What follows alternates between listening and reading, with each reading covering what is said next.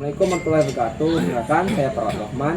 Di sini saya akan menjelaskan nilai-nilai inti anti korupsi.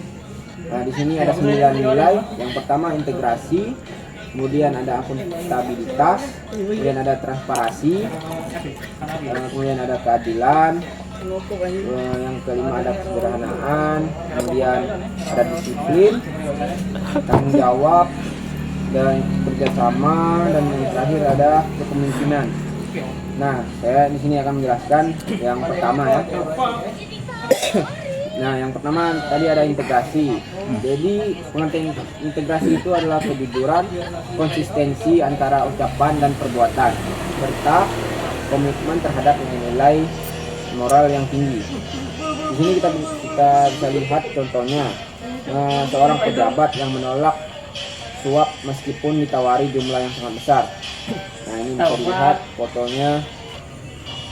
Kemudian ada akuntabilitas. Di sini pengertiannya tanggung jawab atas tindakan dan keputusan yang diambil, serta keadilan untuk memberikan penjelasan dan pertanggungjawaban. Di sini bisa kita lihat contoh seorang pemimpin perusahaan yang secara terbuka mempublikasikan laporan keuangan perusahaan.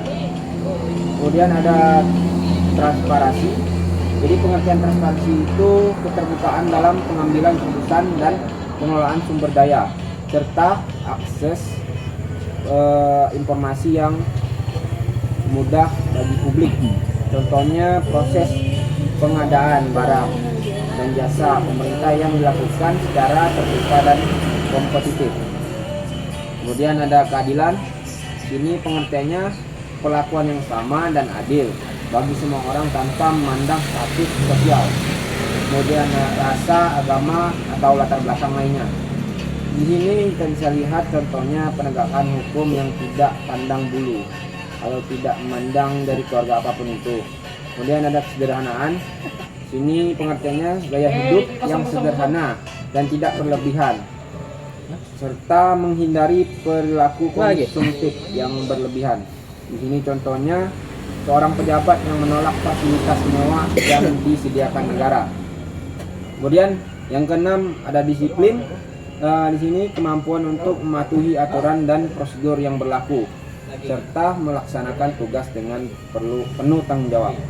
Kemudian contohnya dari disiplin seorang pegawai negeri yang selalu datang tepat waktu dan menyelesaikan tugas sesuai dengan target. Kemudian ada poin ketujuh, tanggung jawab. Ya, jadi definisi tanggung jawab ini kesadaran akan konsekuensi dari tindakan yang dilakukan, baik terhadap diri maupun terhadap orang lain.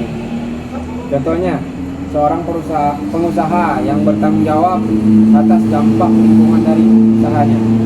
Kemudian di sini ada kerjasama. Jadi kerjasama itu kemampuan untuk bekerja sama dengan orang lain untuk mencapai tujuan bersama. Nah, kemudian contohnya masyarakat yang aktif berpartisipasi dalam kegiatan pengawasan sosial. Kemudian yang terakhir ada kepemimpinan.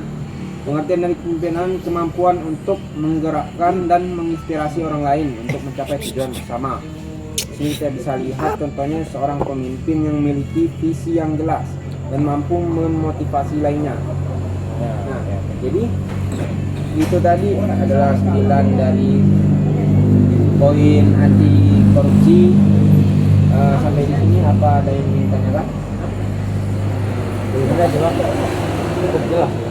Sudah jelas ya. Jadi kalau sudah jelas, saya akhiri. Semoga ini bisa bermanfaat untuk kita semua. Assalamualaikum warahmatullahi wabarakatuh. Waalaikumsalam.